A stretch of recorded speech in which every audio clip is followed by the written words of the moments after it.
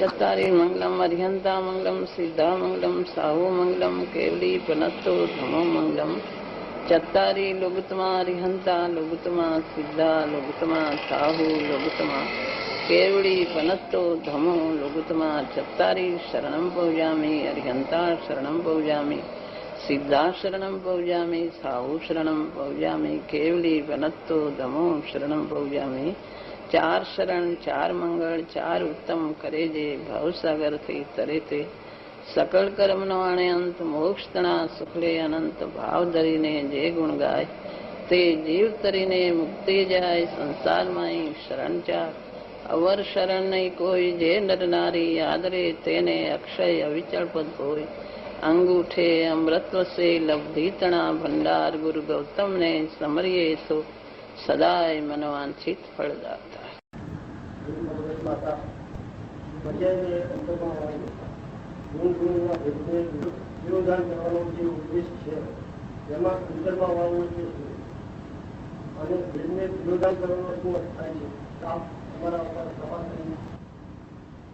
नायक स्वभावने દ્રઢ કરીને કે હું આ એક નાયક જ છું. આ બીજું જે સ્વરૂપ છે મારું નથી, આ શરીર તે હું નથી, આ વિભાવ તે હું નથી, એ બધું આકૃતારૂપ છે. એનાથી હું જુદો એક નાયક છું. એમાં એને ગુણ ગુણીના ભેદ પડે કે આ દર્શન તે હું, આ જ્ઞાન તે હું, આ ચારિત્ર તે હું. એમ એ દર્શન એક એક ગુણ સ્વરૂપ આત્મા નથી. આત્મા તો અખંડ નાયક છે. ત્યાં દર્શન ગુણ અને ચારિત્ર ઉપર એમ એની દ્રષ્ટિ જાય છે તો એ ગુણભેદ છે.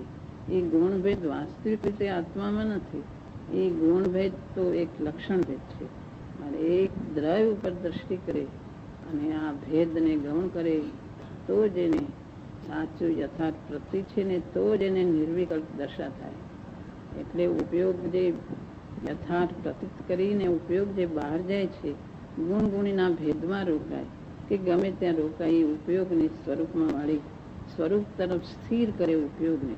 એ બહાર જ્ઞેયોને જાણવા જાય અથવા રાગમાં અટકતો હોય, ગુણગુણીના ભેદમાં અટકતો હોય, એ ઉપયોગને પોતામાં સ્થિર કરે કે આ ચૈતન તેજ હું છું. એમાં કોઈ ભેદ ઉપર દ્રષ્ટિ, એમાં લક્ષણ ભેદ છે પણ એ લક્ષણ ભેદ કાંઈ વાસ્તવિક ભેદ નથી. એ વિકલ્પ ઉઠે છે ગુણભેદ ઉપર દ્રષ્ટિ મૂકવાથી. એટલે આત્મામાં સ્થિર કરીને આત્મામાં વિશ્રામ લઈને એ વિકલ્પથી છૂટે છે. આત્મા એ ભેદને ગૌણ કરી દે. વિકલ્પ જ્યારે છૂટે ત્યારે ઉપયોગ સ્વરૂપમાં સ્થિર થઈ જાય. પણ એ આત્માનું અસ્તિત્વ જેને ગ્રહણ કર્યું હોય એને જે વિકલ્પ છૂટે છે, બીજી રીતે વિકલ્પ છૂટતા નથી. એવી કોઈ ધ્યાન કરે આત્માને સમજ્યા વગર કે નાયકને ઓળખ્યા વગર એકલી એકાગ્રતા કર્યા કરે, આત્માનું અસ્તિત્વ ગ્રહણ કર્યા વગર એકાગ્રતા કર્યા કરે તો એવા ધ્યાનથી વિકલ્પ છૂટતો નથી. ધ્યાન તો આત્માને ઓળખી અને યથાર્થપણે ઓળખીને આત્મામાં એકાગ્ર થાય. નાયકને ઓળખીને એમાં પછી ગુણગુણીના ભેદ ઉપર દ્રષ્ટિ જતી હોય તો એને પણ ગૌણ કરીને જે ઉપયોગ બહાર જાય છે, મતિ જ્ઞાનનો ઉપયોગ ને શુદ્ધ જ્ઞાનનો ઉપયોગ દ્રવ્યગુણ પર્યાયમાં રોકાતો હોય તેને પણ પોતામાં સ્થિર. એ જાતનું આશ્ચર્ય પણ તોડી નાખે છે જાણવા માટે કે આ ગુણ શું છે, કે આ પર્યાય શું છે, કે આ દ્રવ્ય શું છે. કે એવી જાતના જે વિચારો રાગ મિશ્રિત છે એમાં અટકતો હોય. બીજા વિકલ્પને તો એને ગૌણ કર્યા પણ એમ અટકતો હોય કે આ દ્રવ્ય છે, આ ગુણ છે, આ પર્યાય છે, આ દ્રવ્ય કેવી જાતનું છે, આ ગુણ કેવી જાતના, આ પર્યાય કેવી જાતનું. એમાં વિચાર અટકતો હોય અને ભેદ પડતો હોય. એ બધાનું આશ્ચર્ય તોડીને એ જાણવાની એ ક્ષણે એ બધી જાણવાના ભેદને તોડીને અંતરમાં ઉપયોગને સ્થિર કરે કે હું તો જે છું તે છું, હું ચૈતન દેવ છું. એમ ઉપયોગને પોતામાં સ્થિર કરે એટલે એને ગુણનો ભેદ એને ગૌણ થઈ અને વિકલ્પ છૂટીને નિર્વિકલ્પ દશા થાય છે. ગુણના ભેદ ઉપરથી દ્રષ્ટિ પણ છૂટીને આત્મામાં સ્થિર થાય તો એને નિર્વિકલ્પ દશા થાય અને અંતરમાંથી નાયક દેવ એને પ્રગટ થાય. અંતરમાંથી એવું છૂટી જાય બસ એક નાયકથી નાયક, અનંત ગુણથી ભરેલું નાયક એવી નિર્વિકલ્પ દશા તો એને પ્રાપ્ત થાય. અસ્તિત્વ ગ્રહણ, એક આત્માનું અસ્તિત્વ ગ્રહણ કરે તો જ આ થાય. એકલી એમ આ છોડ્યું પછી આ છોડ્યું એમ આત્માને નાયકને ગ્રહણ કર્યા વગર કે મેં બધું છોડીને બધું ભેદ છોડી દીધું, પણ આત્માને ગ્રહણ કર્યા વગર, અભેદ ઉપર દ્રષ્ટિ કર્યા વગર, દ્રવ્ય ઉપર દ્રષ્ટિ કર્યા વગર, નાયકને ગ્રહણ કર્યા વગર કોઈ જાતનો ભેદ છૂટતો નથી. એવી જાતની એકાગ્રતા કરે, પણ જો નાયક ગ્રહણ ન થયો હોય તો એવી જાતનું ધ્યાન કરે તો વિકલ્પ છૂટતા નથી. પણ ધ્યાન આત્માને ઓળખીને, નાયકને ઓળખીને, એનું અસ્તિત્વ ગ્રહણ કરીને પછી એમાં સ્થિર થઈ જાય તો એના વિકલ્પ છૂટી જાય છે. ગુરુદેવે આ માર્ગ સ્પષ્ટ કરીને સ્વાનુભૂતિનો માર્ગ બતાવ્યો છે, અને એ માર્ગે જ કલ્યાણ થાય છે, અને એ જ માર્ગ છે મુક્તિનો ઉપાય છે, એ જ એક સુખનો ઉપાય છે. કયું એ જ છે.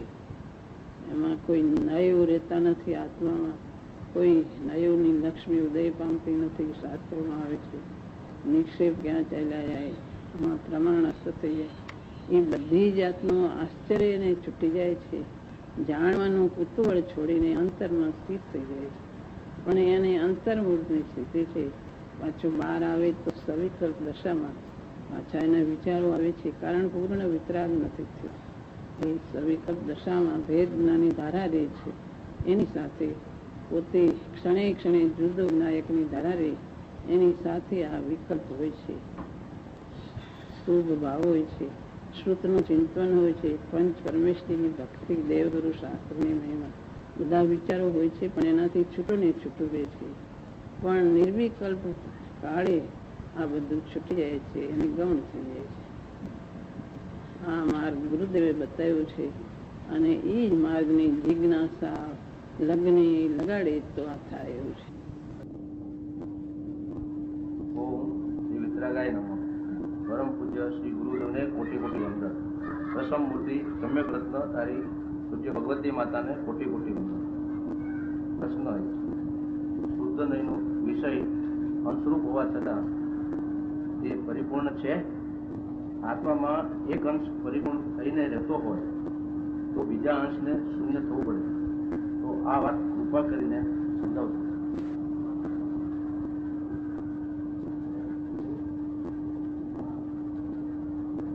ગુરુદેવે બધું સ્પષ્ટ કરીને ખૂબ સમજાવ્યું છે. દ્રવ્ય ગુણ પર્યાયનું સ્વરૂપ, એ દ્રવ્યનો એક અંશ પરિપૂર્ણ થઈને રહે છે, પણ એ શાશ્વત અંશ છે. દ્રવ્ય પોતે શાશ્વત છે ને પર્યાય છે, પલટતો અંશ છે. એ પલટતા અંશ ઉપર દ્રષ્ટિ હોતી નથી, પણ જે શાશ્વત અંશ છે, દ્રવ્યનો જે શાશ્વત ભાગ છે, એના ઉપર દ્રષ્ટિ એનો વિષય કરે છે ને તે પરિપૂર્ણ, એટલે શક્તિ એ પરિપૂર્ણ છે. પ્રગટ રૂપે પરિપૂર્ણ નથી, શક્તિમાં પરિપૂર્ણ છે. માટે શક્તિ એ પરિપૂર્ણ હોવાથી એમાં કાંઈ વિરોધ આવતો નથી. એક પલટતો અંશ છે ને એક શાશ્વત અંશ છે. એ શાશ્વત અંશ એ દ્રવ્ય પોતે છે, એનો પર્યાય છે, એ દ્રવ્ય દ્રષ્ટિમાં ગૌણ થાય છે. માટે એમાં વિરોધ આવતો નથી. દ્રવ્ય દ્રષ્ટિ એનો વિષય કરે છે, અને જ્ઞાનમાં એ બધું જણાય છે. જ્ઞાનમાં એ બધું દ્રવ્ય ગુણ પર્યાય બધું જ્ઞાનમાં જણાય છે. અને એ પરિપૂર્ણ એટલે શક્તિરૂપ પરિપૂર્ણ છે. જો પ્રગટ રૂપે પ્રગટ પરિપૂર્ણ હોય તો એમાં વિરોધ આવે. પ્રગટ પરિપૂર્ણ નથી, શક્તિ રૂપે પરિપૂર્ણ છે, અને શાશ્વત છે. માટે દ્રષ્ટિ એનો વિષય કરે છે, અને શાશ્વતના અંશ ઉપર જ જોર દઈને તે આગળ જાય છે. જે શાશ્વત હોય એના ઉપર દ્રષ્ટિ થંભે છે, પલટતા ઉપર દ્રષ્ટિ થંભતી નથી. દ્રષ્ટિ એ પર્યાયને ગૌણ કરે છે, અને જ્ઞાનમાં એ બધું જણાય છે. એટલે બીજા અંશને કાંઈ શૂન્ય થવું પડતું નથી. એ તો દ્રવ્યનું સ્વરૂપ જે છે તે છે દ્રવ્યનો પર્યાય. એનો વિષય દ્રવ્ય દ્રષ્ટિ એનો વિષય કરે છે. માટે એ શક્તિ રૂપે પરિપૂર્ણ છે. એમાં કાંઈ વિરોધ નથી, એમાં કાંઈ એને શૂન્ય થવું પડતું નથી. દ્રષ્ટિ એને જાણી, દ્રષ્ટિનો વિષય છે. શ્રદ્ધા બરાબર કરે છે એના ઉપર કે જે શાશ્વત છે એના આશ્રય જ પર્યાય પ્રગટ થાય છે. એને શૂન્ય થવું પડતું નથી. ઉલટાની પર્યાય નિર્મળ પર્યાયો પ્રગટ થાય છે. એનો આશ્રય લેવાથી નિર્મળ પર્યાયો પ્રગટ થાય છે. એક શ્રદ્ધા પરિપૂર્ણ વિષય દ્રવ્યનો વિષય કરે છે એ દ્રવ્ય દ્રષ્ટિ પર્યાયને ગૌણ કરે છે, એના આશ્રય પર્યાય ઉલટી પ્રગટે. જેમ શ્રદ્ધા હોય તો પણ ચારિત્ર બાકી રહે છે, એમાં કઈ વિરોધ આવતો નથી. પેલા શ્રદ્ધા પરિપૂર્ણ થાય છે, દ્રવ્ય દ્રષ્ટિ પરિપૂર્ણ હોય છે અને ચારિત્ર બાકી રહે છે, એવો ક્રમ પડે છે, માટે એમાં કઈ વિરોધ આવતો નથી.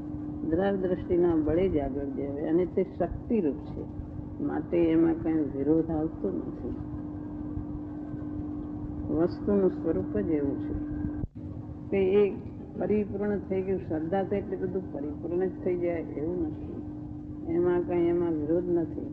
એમ દ્રવ્યનું શક્તિ પરિપૂર્ણ શક્તિરૂપ છે અને ઓલો પર્યાય પલટતો છે, એટલે એમાં કઈ વિરોધ નથી. તો વસ્તુનું સ્વરૂપ જ છે. દ્રવ્ય દ્રષ્ટિના બળે આગળ જવાય છે, એમાંથી ચારિત્ર હજી લીનતા બાકી રહે છે. તે સમ્યક દ્રષ્ટિ જ્ઞાતા ધારાની ઉગ્રતા કરતો કરતો આગળ જાય છે અને એમાં પછી ચારિત્રની લીનતા જ્યારે થાય છે ત્યારે ભૂમિકા પલટાય છે અને છઠ્ઠું સાતમું ગુણસ્થાન પ્રગટ થાય છે. એ બધું દ્રવ્ય દ્રષ્ટિના બળે ઉલટી પર્યાયો નિર્મળ પર્યાયો પ્રગટ થતી જાય છે.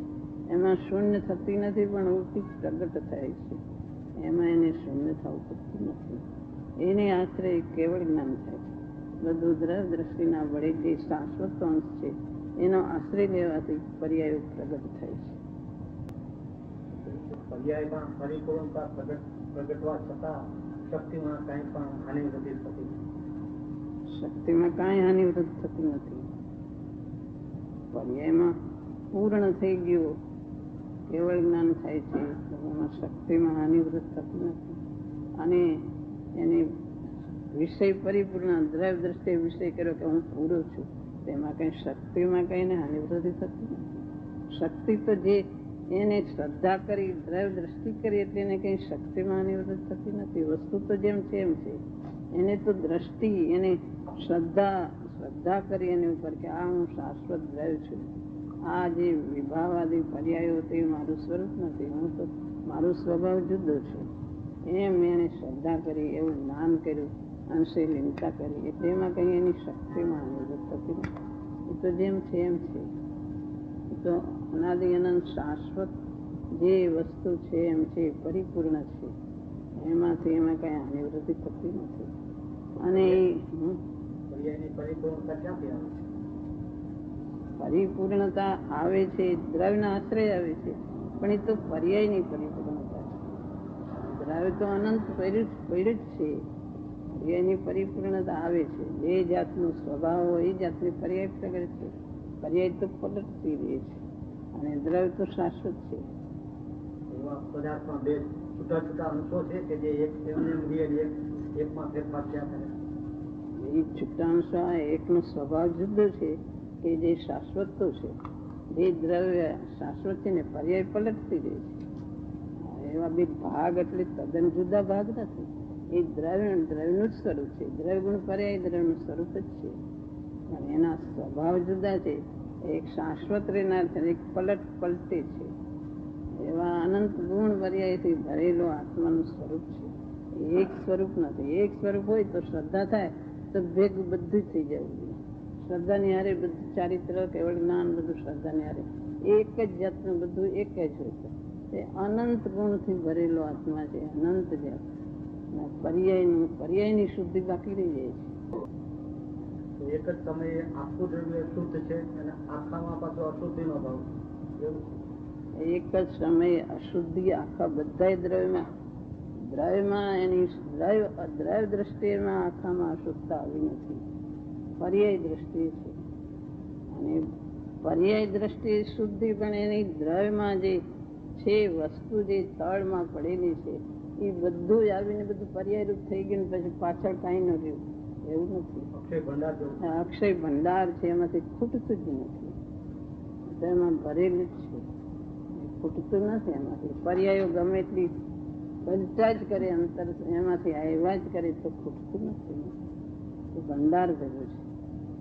હજી અનંત આનંદ પ્રગટે કેવળ જ્ઞાનીને તો અનંત કાળ સુધી એ પરિણમા કરે તો એમાં ખૂટતું નથી. લોકાલોકનું જ્ઞાન થાય એક સમયમાં, લોકાલોકને જાણે છે તો પણ એ પાછા બીજે સમયે લોકાલોકની પર્યાય જાણવાની પરિણમાં જ કરે છે. બધું જાણ્યું એટલે બધું પર્યાય એને પૂરી થઈ ગઈ એટલે બીજે સમયે શું આવશે એવું નથી. પરિણમન થયા જ કરે છે, પંચા જ કરે છે અને એમાંથી ખૂટતું નથી. બધું ભંડાર ભર્યો છે. ભંડાર નિરાવરણ છે કે આવરણ કે આવરણ ખરું? નિરાવરણ છે, આવરણ નથી કોઈ જાતનું. અનાદિથી છે એમાંય આવરણ નથી. પ્રગટ ને તો ક્યાં આવરણ છે? શક્તિ રૂપે આવરણ નથી. દ્રવ્ય અપેક્ષા આવરણ નથી, પર્યાય અપેક્ષા છે. શક્તિ કહીએ એ નિરાવરણ છે. નિરાવરણ છે. નિરાવરણ અખંડ એક વસ્તુ છે, કોઈ આવરણ નથી. તમે દર્શનમાં એના દર્શન થતા હશે શક્તિના? સમ્યક દર્શનમાં એનું પર્યાયનું વેદન થાય છે. દ્રવ્ય ઉપર દ્રષ્ટિ છે, પર્યાયનું વેદન થાય છે. અનંત ગુણનો ભંડાર આત્મા એની નિર્મળ પર્યાયોનું વેદન થાય છે, એને દર્શન થાય છે. ચૈતન્ય દેવના દર્શન થાય છે. શક્તિ પ્રગટ રૂપ જે સમ્યક દર્શનમાં દર્શન થાય છે એના પર્યાયના સ્વાનુભૂતિની જે પર્યાય પ્રગટ થાય એના દર્શન થાય. એમાં દ્રવ્ય ને પર્યાય બે જુદા નથી. એમાં આત્માના દર્શન ત્યાં ભેગું આવી જાય છે. નિરાવરણ હોય તો પછી પર્યાયની અશુદ્ધતાને સ્પર્શી ન જાય? સ્પર્શી જતી નથી. નિરાવરણ જ રહે છે, પર્યાયમાં અશુદ્ધતા રહે છે. કોઈ સ્ફાટિક નિર્મળ છે એમાં લાલ પીળું થાય તો એમાં એ લાલ પીળું અંદર મૂળ એના તળમાં પેસી જતું નથી. એવો સ્વભાવ જ છે એ વસ્તુનો.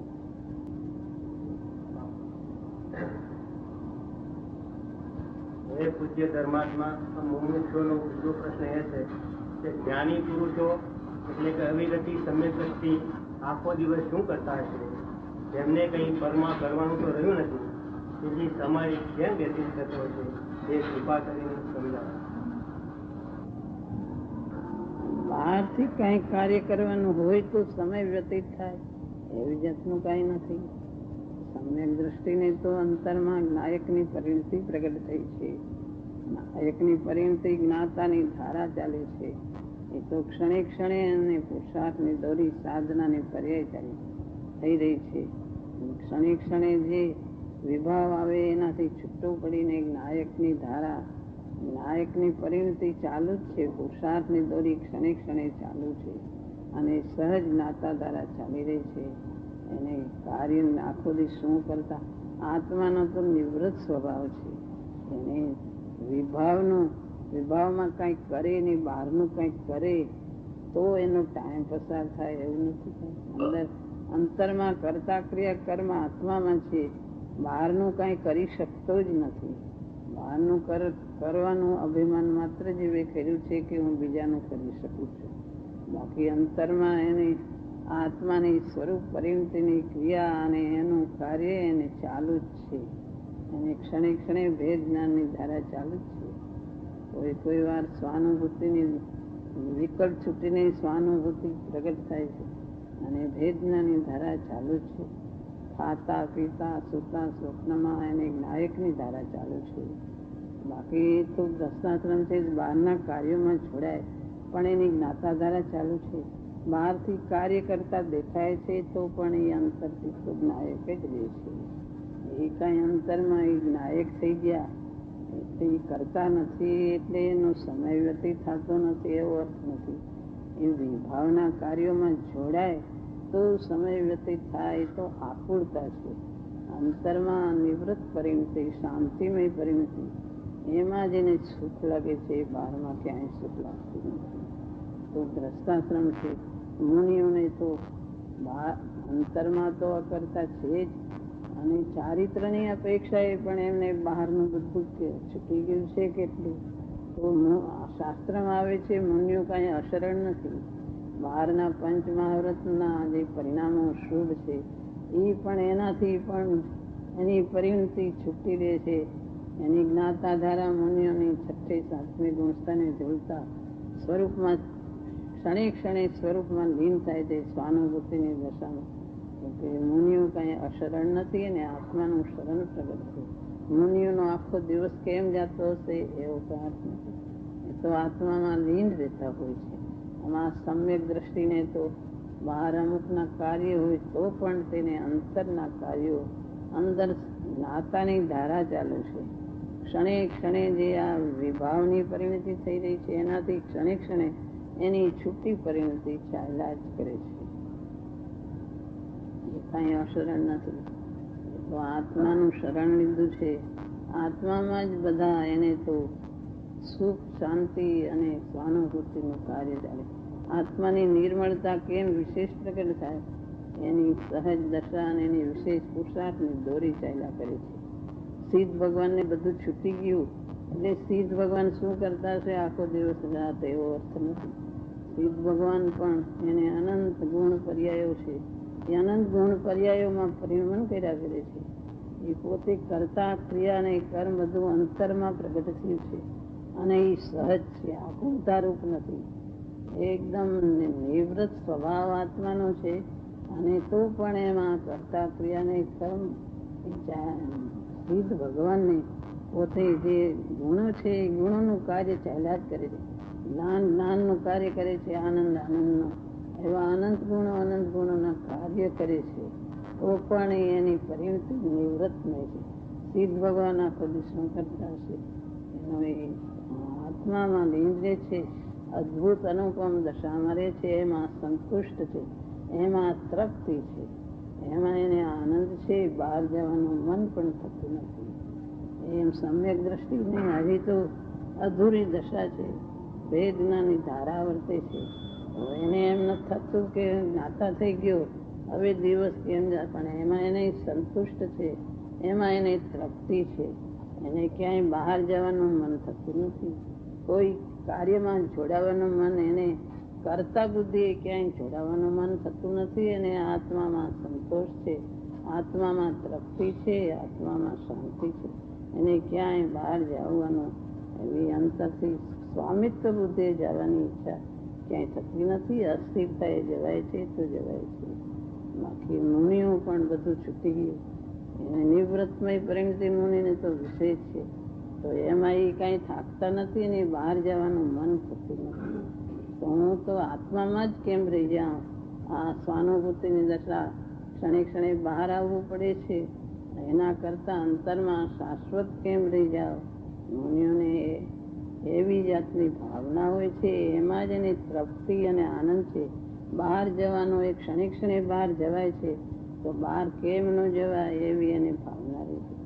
બહાર જવું પણ રૂચતું નથી. આત્માનું સ્થાન છોડીને આત્માનું જે અનંત આનંદનું ધામ અને અનંત સુખનું ધામ એ આત્માનો બાગ છોડીને ક્યાંય એને બહાર જવાનું મન થતું નથી. એનો આખો ટાઈમ આત્મામાં જ પસાર થાય. અને સમ્યક દ્રષ્ટિ તો નાયકની ધારા અને પ્રગટ છે અને એને પુરુષાર્થની દોરી ચાલુ છે. એનો ટાઈમ કેમ પસાર થાય એવો એને પ્રશ્ન, એવું એને થતું જ નથી. આ માર્ગે જ અનંત બધા અનંતા જીવો, અનંતા સાધકો આ રીતે જ મોક્ષ પામ્યા છે. આવી રીતે ક્યાંય બહાર જવાનું મન થતું નથી. પ્રવૃત્તિ બહાર નહીં તો એક ઉપાધિને બોજો છે. એ કાંઈ આત્માનો સ્વભાવ નથી. તો એને કરતા બુદ્ધિ માની છે એટલે અસ્થિરતાને લઈને ક્યાંય સ્થાન એને આત્માને ગ્રહણ કર્યું નથી. સ્વઘર જોયું નથી એટલે બહાર ઘરમાં કરે છે. એના લીધે આત્માનું એક મૂળ સ્થાન આત્મા આવી જાય તો એને ક્યાંય બીજા ઘરમાં જવાનું મન થતું નથી. અસ્થિરતાને લઈને જોડે છે.